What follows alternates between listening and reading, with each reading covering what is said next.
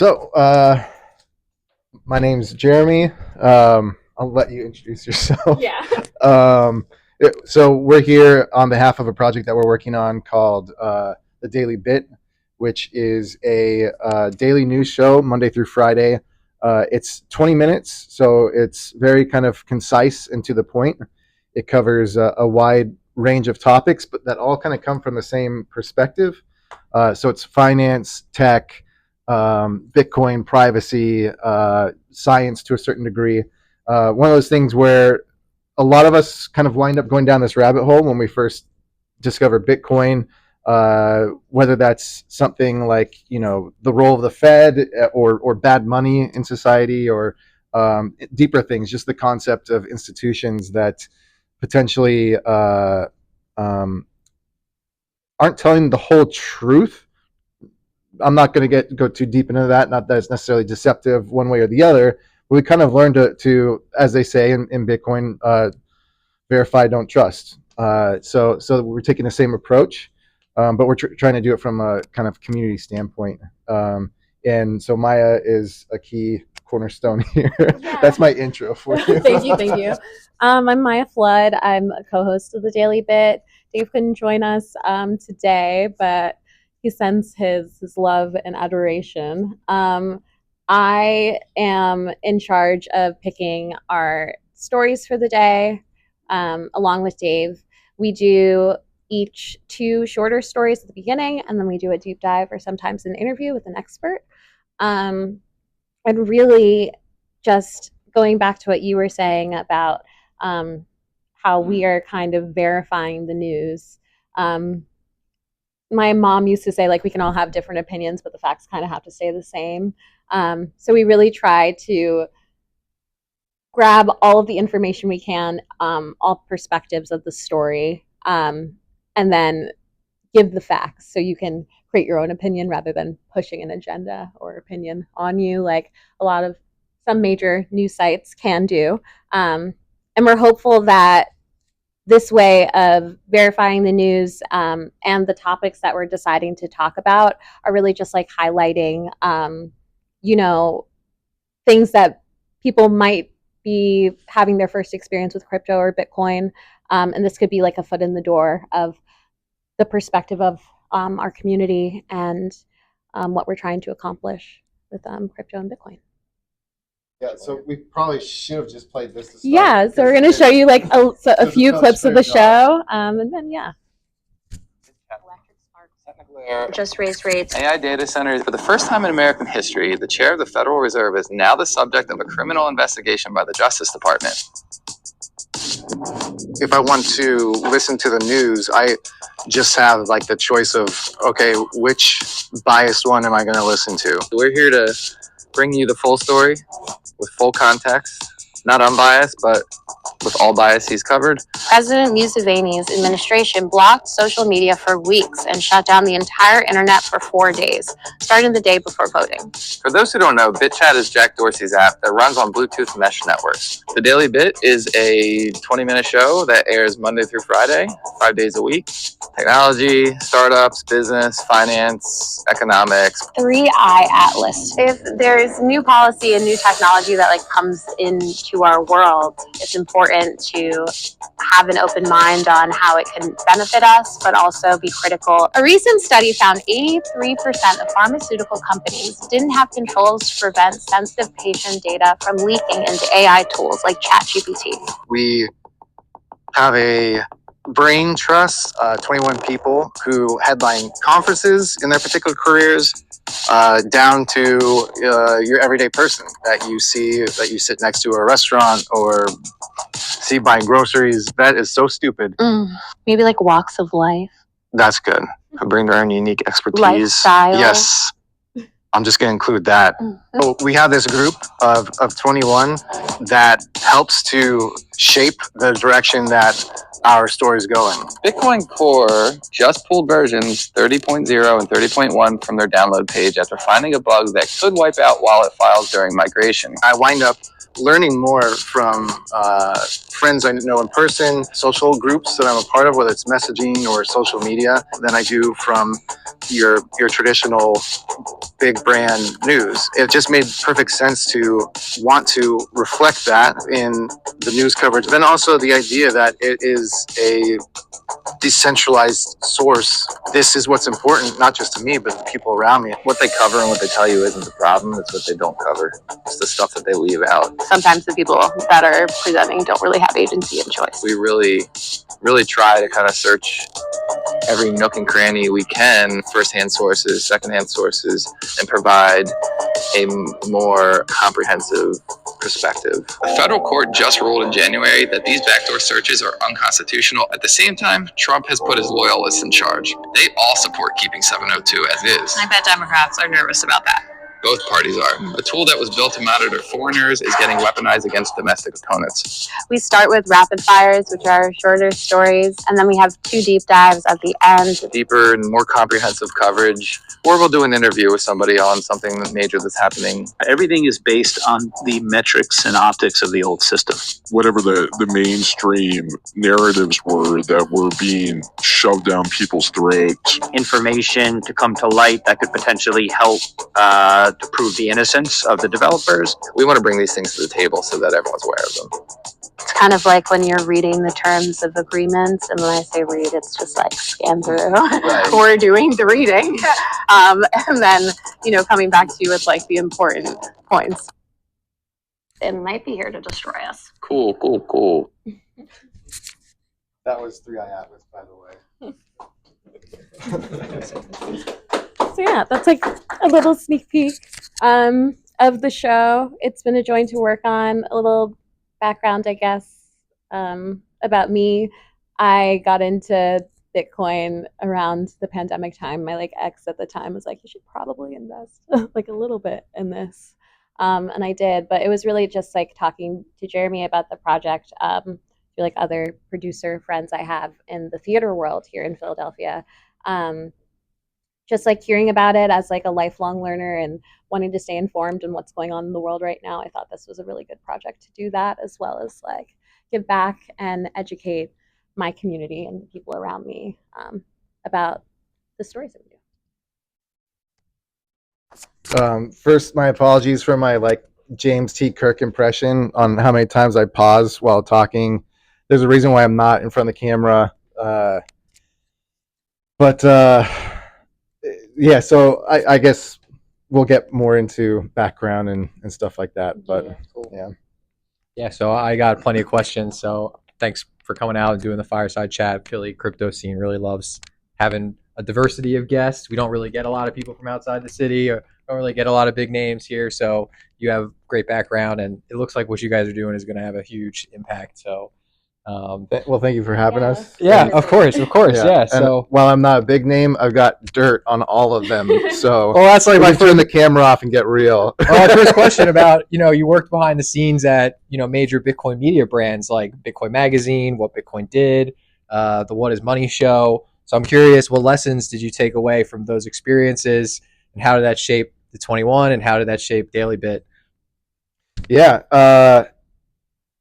I'm very thankful for really at the start of everything was my time with What Bitcoin Did, where we would get together for usually for maybe a week and a half to 2 weeks and rent a place. We'd fly to Nashville or Austin or something like that, rent an Airbnb, set up a studio, and record 3 long form interviews a day.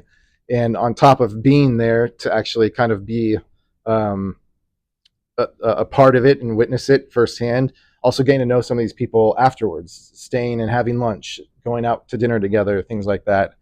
It was really the greatest opportunity in the world to, I think a lot of people, when you're listening to a podcast, you wind up with a question at some point and you're like, you wish you could ask that. And I had the greatest, opportunity where I was able to do that a lot of the time, always off camera because they were usually stupid questions, but it allowed me to really kind of build things out. I think myself kind of form a path rather than the breadcrumbs that we get on Twitter, which is, you wind up in somebody's camp waving a flag for some broad issues. It was certainly something where if I kind of I got a little geeked out on just internet history in general, and I would be able to kind of start threading some things that mattered to me throughout it that I wouldn't have gotten the opportunity to do in any other scenario. So yeah, I'd say that that's kind of a large part in our project is you grow to appreciate that there's kind of a common thread in a lot of these perspectives. We were talking about, I think, a little bit beforehand, and actually, it's really great to be with this group because Crypto Mondays certainly played a large role in some of the heavier discussions on the political changes that were coming with Trump coming into office, and it was actually before he was. What is the word? Voted as president? Elected. Elected. That's the word. Well, yeah, professor over here. Elected. I do actually. Okay. I might need to take a class or two from you. So it was something where this is a community. We have a community here in Philadelphia that is that wants to go deeper than just whatever the Twitter headlines are. They want to speak about things, develop ideas, and so it's the same thing for myself. And just being able to team up with the right people, it's been a great opportunity. Awesome, great. Yeah. So along the same line, I have a question for you, Maya. So it seems like from the video, the daily bit moves really, really fast. And so I'm curious, how are you deciding what actually gets on the show, and how do you sort of differentiate that from what's the discourse of the day on other shows? It does move really fast. We're doing a lot of the research and writing the night before or in the morning at the studio. And really, it's usually a conversation between all three of us included, where if something caught our eye, or maybe even on the commute, someone saw a Twitter headline and was like, hey, maybe we should take a minute and dive into this and do some research and swap them around. That's usually the case. So it really is on the day of where we're deciding, outside of reaching out to the 21 and seeing whatever themes overall maybe for the week are popping up. Great. This question can be for either of you, but feels like a lot of the crypto media today optimizes for outrage, tribalism, doom scrolling. Do you think this is mainly because of social media algorithms, or do you think it's the audience themselves that just reward that kind of behavior? That's a really good question. I saw an article that was talking a little bit about how, well, it was one of the stories we actually did. It was about Gen Z. Their verification is emotional first rather than factual. And it's also in the vacuum of their community. So they're not getting a lot of other outside contradictory opinions whenever they're interacting with a fact or the news of the day. I think to get rid of a lot of that noise, I think it is kind of up to, the community that you're in. It's really hard for other people to be friends with someone that has a different opinion than them. But once again, it's coming down to are facts the same that we're talking about. If we're both pulling different data, then there's an issue. So hopefully this show is a baseline of what starts those conversations. It's okay, you can listen to an episode with your friends in the car, and everyone can have different opinions on what it is itself, but the facts are the facts of the story, and that keeps you grounded, if that makes sense. I don't know if that answered it. Did you want to add anything? Yeah, actually expand on her idea of community in social media. You mentioned algorithms. There certainly is something to the role that they play, but that's not to say that's necessarily bad in itself. It's just it is what it's supposed to be. The different social media formats are going after different things. At Twitter, there's a reason why it had whatever the limit was back in the day, 186 or whatever, before Elon Musk came around. And even though they opened that up, it's still, that's the platform where outrage, sensationalism does do well. People look for that, they connect with that. That's not to say there's necessarily something wrong with that, but it is rather limited. So you have to build out your community further. There's people who never go on Reddit, where maybe there's more back and forth, longer form. There's people who aren't going over here or over there. But podcasts and just pure visual formats like YouTube are a place that hopefully we can bring a balanced voice to tap then into those communities and uh, be able to offer something balanced that counteracts the whatever outrage thing or whatever exclamation point catches your attention. And because the first four stories that they cover are 2 minutes long, like really that's I think kind of hitting on the attention span that I will admit a lot of us have, myself included. To be able to see something summed up in 2 minutes that only got two sentences of outrage, which caught my attention, is something I think that's workable. I think there's something there to pursue and to offer. Great. Yeah. So again, just for either of you can ask a question, but I'm just curious. 21 Media Bitcoin, and it's called Daily Bit, and so I'm just curious how much of the show is catered to a Bitcoin native audience, and how much of it is catered to the tech. So there was a lot of different things covered in the video. So just curious, how do you blend that? Is it still a Bitcoin show? Is it something different? Yeah, the a line I've been saying, I need to tidy it up a little bit, but um, it's not Bitcoin news. It's news for Bitcoiners, and that's leaving a lot of meat on the bone. I'm still trying to work with it. The point, I think, when a Bitcoiner hears that, what they understand is when you end up at the bottom of that rabbit hole, you have now a wider perspective on things. Something that we kind of talked about. Something I certainly got from when I've been able to. We were talking about Trump and that circle conversation that we had before. That's something that Philadelphia, I think, definitely has to offer. When you wind up with this perspective of, okay, I'm actually not really happy with kind of the flat news that gets served to me, and I've spent all this time, invested this time to better understand the world around me, and now I want things that connect with that. That's the perspective that we're looking for. So certainly Bitcoin falls into that, but it's more about the perspective that you wind up getting rather than the topic of Bitcoin. We measure Bitcoin news the same as we measure any other news. So like if there is news of a village in Morocco that is going to maybe accept Bitcoin for taxes or something like that, like we're not going to cover that. That is way too small compared to some sort of late breaking AI thing that might actually have some surveillance problems that everybody should be aware of. Whereas other Bitcoin outlets or purely crypto outlets would see that one article and they're like, well, that hits our topic, like that's our topic, so we'll include that. I get that on my phone. I get buzzes all day long of these updated news stories, and I'm just like, this is the dumbest little article I could care less about. So sorry, we got a little negative there. That's totally okay. Right, anything? Yeah, go ahead. I think that it's just Dave has. Maybe there's something to learn there. We'll talk afterwards.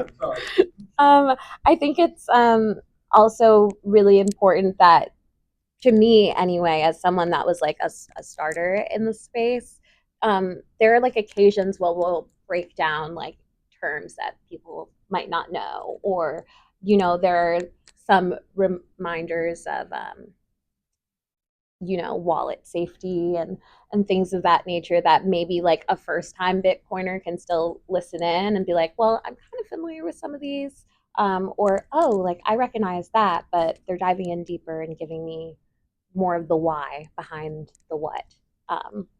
Dave has like a really great thing. He says it's like news in high fidelity, Bitcoin news in high fidelity. So taking those highlighting bright and impactful stories and sharing them with y'all.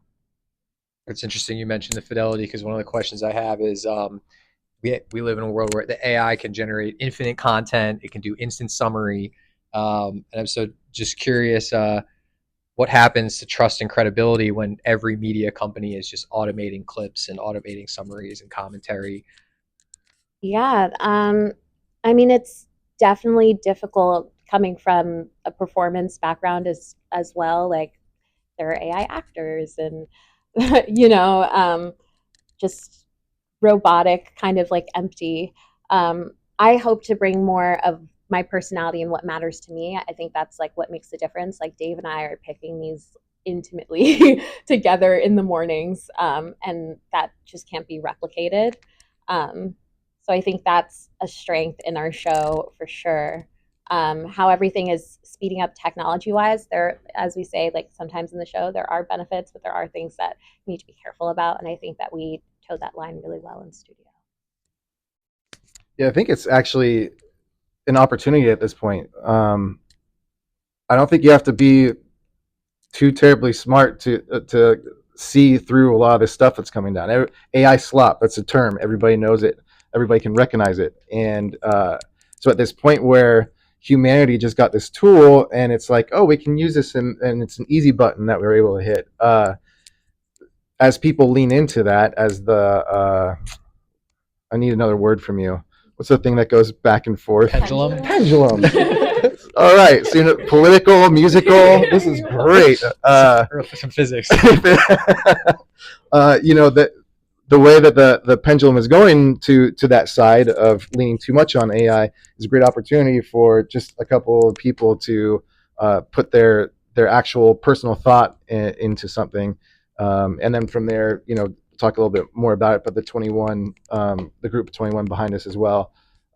We use AI extensively in our creation process, but the actual content that you're getting is 100%, 100% Maya, 100% Dave. As she mentioned, she's putting her own thoughts on it from her perspective. And if you either you're able to maybe come from the same perspective as she is, or you're able to at least think it's interesting, and this is a human that's sharing something with you. That's something I think is really valuable right now because that pendulum is going the other way.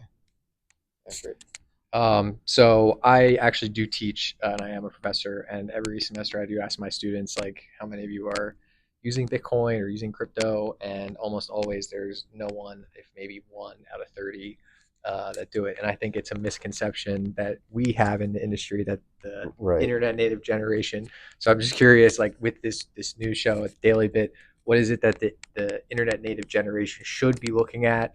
And then I guess also, why do you think there's such a disconnect between what we think the younger generation wants to do with crypto and what they actually want to do with crypto?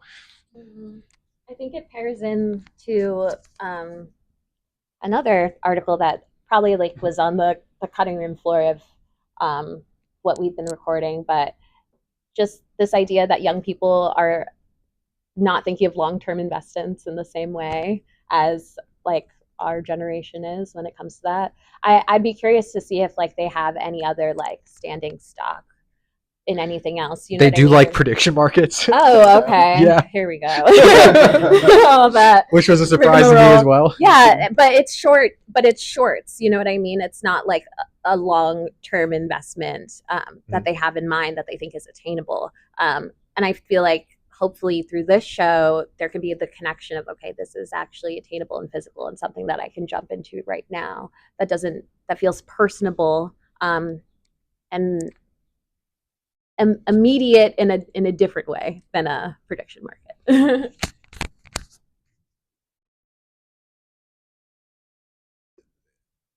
I think everybody's tried to force somebody to think a thought or to think a certain way, and realize you don't get very far doing that. You can't force somebody to think the way that you're thinking. Rather, just coming together in groups like this and having conversations and listening in on somebody and going like, oh, that's interesting. That's a much better way where somebody's able to flag something that interests them and then connect to it, maybe spend more time learning about it and then forming an opinion about it.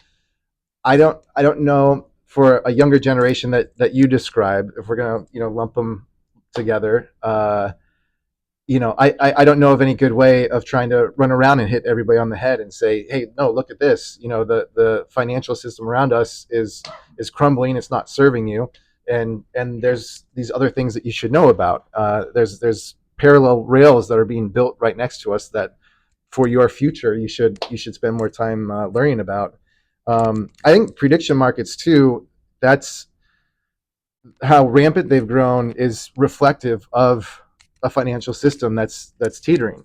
You have people who feel like uh, their hopes and dreams that the generation had before them are something that they can't attain to at this point. The ability for an 18-year-old coming out of high school, maybe going into college, to buy a house, to um, have a 401k, to achieve all these things that used to be just a part of the quote unquote American life. Uh, a lot of them kind of, I don't want to say realize, but they understand that that is growing harder and harder to achieve. And so I completely understand why we have this gambling that especially the younger generation is getting into, because if you know that if you try your best you're still not going to get it, but if you risk something you might actually by chance get it. Maybe it's a 1 in 10 chance, maybe it's a 1 in 100 chance, but if you know that no matter how hard you try you're not going to get it, you see it slipping away. I understand why they feel like this current system isn't serving them. So it's one of those things where hopefully in this scenario they wind up becoming interested in learning about what is actually going on behind the system that they're facing, the odds that they're up against. And that's, I think, the best that we can hope, is just to try and meet them where they're at and offer some insight. Yeah, so similarly, getting the attention of an audience, I think, is a challenge. And I think a lot of what I read sometimes is like sensationalist or outrage driven. I'm curious how you approach being entertaining enough to attract an audience and still maintaining your sort of, I guess, journalistic ethos, or where do you balance like how you get audience, how you keep the audience versus not just regurgitating facts and being a boring. I feel like a lot of our personality comes out surprisingly in our like our ad copy. um, and I think also it depends on the story. Like there are some stories that I can frame it in a way that like my homegirls could like understand what's going on in the world. Um, and then there are other ones where perhaps the subject matter is a bit deeper, a bit more sensitive, and then I feel like it becomes fact forward. So it really depends on the story, um, but the personality comes through analogy. It comes through like yeah, the back and forth banter of like Dave and I and our comedy styles together. So Yeah, the entertainment factor isn't lost on us. There's shows that I respect that are very serious shows, and they get right into it. And as you kind of mentioned, just kind of getting some facts of stories and reporting on that alone, that can be a very dry kind of thing. Like, here's information. So, as Maya mentioned, we're kind of taking a viewpoint of morning shows are usually kind of like more jovial things. There's more room there for personality to come out and things like that. We try and look at it that way. We even have, like, this is the production dork in me, but a light shining that has some blinds, fake blinds on it, and it's creating this, in my mind anyway, effect of like some morning light going on. I hope in some way, shape, or form that actually connects, because we are very intentional about our approach to what we're doing visually, personality wise, informationally wise. And then further, the 21 is the broad media company, beyond the show Daily Bit. And we're creating more entertaining content there, stuff that can slide into TikTok. We were talking about this before, trivia games, things like that. That can be just like very easy to sit and watch and enjoy. And if you're into tech, if you're into fintech, if you're into science, these are all going to kind of play into that. If you know people in the different industries, we're sitting down for fun interviews with them, stuff where you're not learning something, you're just sitting and watching and enjoying something, and maybe that's what actually leads you through to Daily Bit, where you get somewhat of that same kind of, I don't want to say lighthearted, but I think approachable. I think it's just approachable and usually like based in story. Like we're not like we give numbers, but it's really the basis of like what is the story narrative of like who it is affecting and who we are talking about and their intention and how they move in the world. Actually, I'm curious, for yourself, what do you wind up, what makes up your kind of sources of news and information that you wind up watching? I listen almost exclusively to WHYY, which is the local national public radio. Respect. Beyond that, Yeah, applaud that. Absolutely. beyond that, it's just mainline Twitter, just Twitter all day. So Yeah, that's it. Keep it simple. you're exactly. I mean, other than being And smarter than me and a professor and knowing words I don't know, we are the same. one thing I will say that you mentioned about the games is I do absolutely love the NPR shows where they do games, like Weekend Edition has the Puzzler and all those things. So I hope you guys will do some stuff like that. Cool, absolutely. So again, you are very up to date with the media and up to date with current events, and I'm just curious, what is the number one Bitcoin or tech narrative that we should all be paying attention to that maybe we're not paying attention to, or what do you think is the most important narrative now? I could go for 30 minutes. How are you feeling? You have a Okay. We have time. So I mean, not 30 minutes, but you can speak. So while I appreciate and resonate with very in-depth perspectives on money and how much it actually pervades into all of society down to what we're eating. When inflation is going rampant, these companies can't afford to stay afloat. So what do? They cut back on something. They take something natural out and they put something artificial in because it costs less. That affects us. Then we get cancer or something like that. Then medicine changes as a result of all the pressure that's growing from bad money being corrupt at the center of it. It really is deep, and I've learned a lot, over time of these other people who've led the way. One thing I think that the Bitcoin banner tends to miss, that I think is hugely important, is digital identity, and that is something that's becoming more talked about, but not in the good way. Actually, that phrase "digital identity" is something that people are burning, if figuratively burning flags of in the street, when in reality a digital identity can be a wonderful thing if it's a decentralized digital identity. And so DIDs was a protocol that was created actually a long time ago, and it got to the point where W3C, which is kind of like the global backbone to the World Wide Web, made it their recommended protocol for having decentralized ID online, so that when you log into a website, everybody sees that, log in with Google, log in with Facebook, log in with Amazon, and all that you're doing is you're choosing who gets your information for free, rather than actually owning your identity and having a login that is just log in with your DID.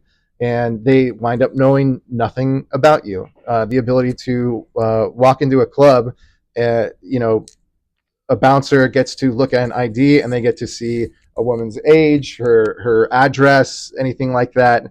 And with a DID, they have this thing called selective disclosure, where all that they do with their phone is their phone asks, "Is this person of legal drinking age?" And it says yes or no. And so the ability to be ourselves online, it's, if you have good money but no voice, then what's the point of good money? And if you have a good voice but not good money, then how do you use that voice? So to me, they're two things on equal ground. And I think in some way, because the incentives, the financial incentives behind Bitcoin or crypto or fintech, there's a reason to fan those flames, because people are benefiting from it financially. Whereas with digital identity, that's like the most boring thing in the world. There isn't money to be made there. It's just purely people trying to create our shield, our digital shield, to be able to just be ourselves online. Yeah. I was gonna say a little more about me. I've been a teacher for, I think it's like my 8th or 9th year now, on the Parkway.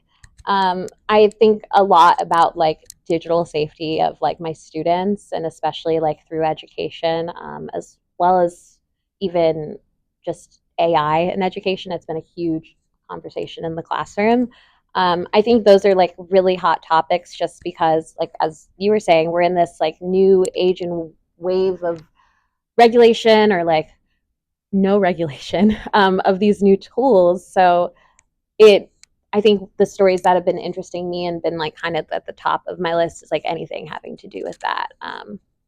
And just how like in Australia and like the UK, like kids aren't allowed to have social media, like social media ban. What does that mean for their data and safety and what's already out there on the internet and things like that? I'd say that's up there. That's great. Yeah. So I'm curious along the same lines of your beliefs on what's, the most important crypto thing. What are your sort of beliefs that you've held that have changed as a result of, the last 5 years of technology evolution, or a belief that you held that maybe has evolved, maybe not changed, but evolved? I think I secure my things a lot differently than I did. Okay, yeah, once I that's a good one. started. Yeah, good example. I would say that's like at the top. There's a lot of like financial security things that I would have never thought that are second nature to me now. You're getting really personal, man. Can we go around and have everybody share that personal detail?